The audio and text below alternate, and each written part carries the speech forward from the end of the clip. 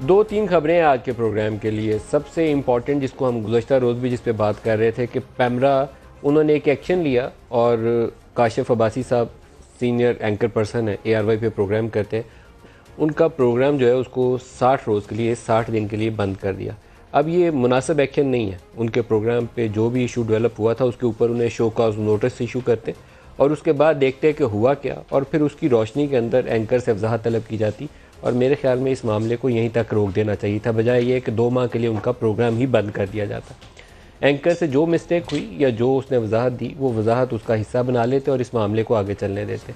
इसके साथ जुड़ी हुई 2 और ख़बरें ये हैं कि एक तो हुकूमत के जितने इत्तेहादी हैं एक के बाद एक उनसे मीटिंग हो रही है, सब के इतराज़ात की फ़हरिस्त लंबी है और सबका बुनियादी इतराज़ एक ही है कि जो एग्रीमेंट किया था उसको पूरा नहीं किया, उसको निभाया नहीं।